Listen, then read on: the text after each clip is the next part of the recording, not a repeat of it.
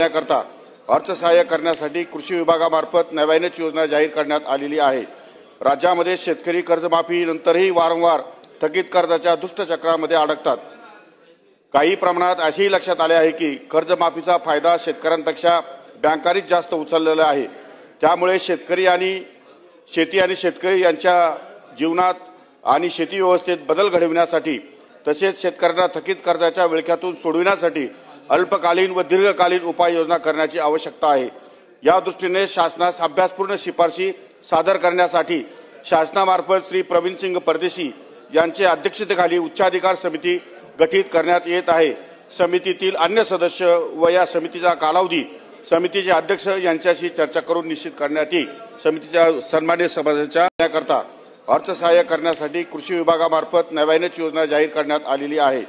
राज्यामध्ये शेतकरी कर्जमाफी नंतरही वारंवार थकीत कर्जाच्या दुष्टचक्रामध्ये अडकतात। काही प्रमाणात असेही लक्षात आले आहे की कर्जमाफीचा फायदा शेतकऱ्यांपेक्षा बँकांनीच जास्त उचललेला आहे। त्यामुळे शेती आणि शेतकरी यांच्या जीवनात आणि शेती व्यवस्थेत बदल घडविण्यासाठी तसेच शेतकऱ्यांना थकीत कर्जाच्या विळख्यातून सोडविण्यासाठी अल्पकालीन व दीर्घकालीन उपाययोजना करण्याची आवश्यकता आहे।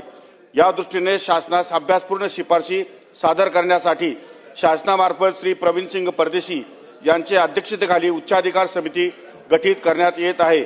समितीतील अन्य सदस्य व या समितीचा कालावधी समितीचे अध्यक्ष यांच्याशी चर्चा करून निश्चित करण्यात येईल। समितीच्या सन्मान्य सभासदांच्या